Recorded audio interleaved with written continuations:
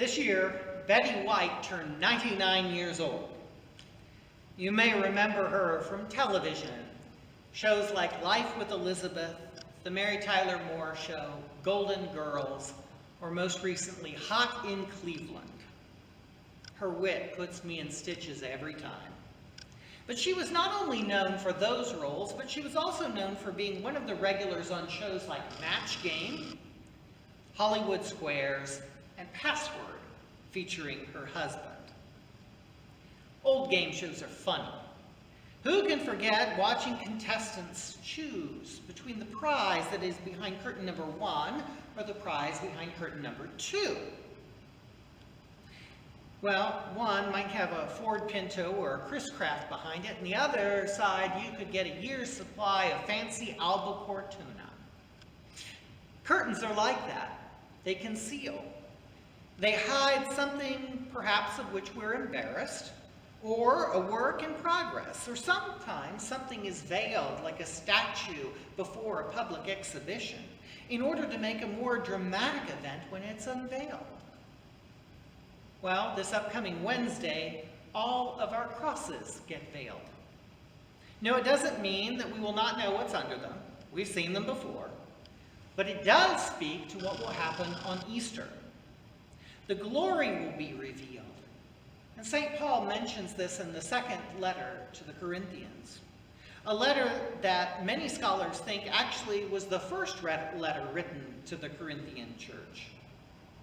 But our lectionary is stepping out this Sunday, out of the standard pattern of things and into a Sunday that's devoted to an unveiling of sorts.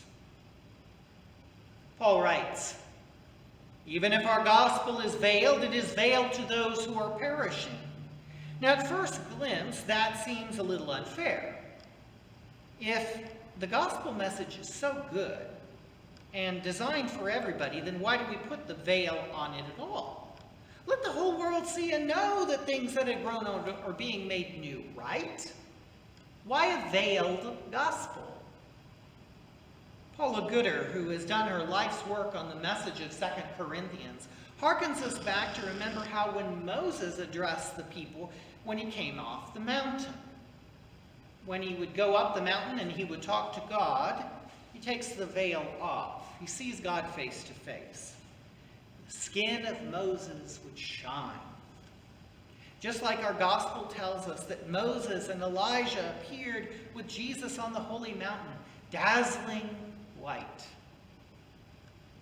In order to experience the true magnificence of the message that the church proclaims, it means being acquainted with darkness. Knowing Jesus personally will bring a shine to our countenance as well. But it's also easy to see that fade away. That dazzling newness we find when our relationship with Jesus is new or renewed is something that will fade, much like Moses' countenance. We need to remember that when Moses went and addressed the people, the veil went on so that they wouldn't see that the glory was departing. We forget the brilliance of our polished brass crosses. We've come to know them only in the midst of having known the darkness, the veiling, and seeing it for what it really is. Paul is telling us that the gospel is veiled to those who are perishing insomuch as the church is the one that is supposed to do the unveiling. We're the master of ceremonies. The veil is to be removed and the glory then is better understood. It is our word and example that does the unveiling. The evil one wants us to be confused and of a darkened mind. After all, he's referred to as God of this world for a reason. And from the fall until the crucifixion, he had the authority. The world was in complete fallenness. Now all he can do is confuse and frustrate us and try and make us give up some hope. But from the moment that the Holy Spirit comes to dwell in the heart of the believer, the veil is off. Ever see somebody who's just come to faith? There's just something new and exciting in them. It is fleeting, but it is powerful. The veil is off. The darkness is dispelled. My brothers and sisters in Jesus, how will you tear off the veil of the gospel for the person you know who does not yet believe? And I think that shining face is one way in which you can do it. When your life is so infused with Jesus that you shine, others cannot help but be attracted to you and the message that you bear.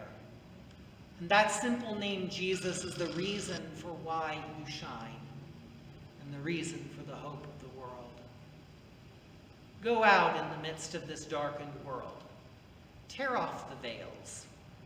In the darkness, we experience what it is when the light shines through. And remember that we may be the one doing the shining for another.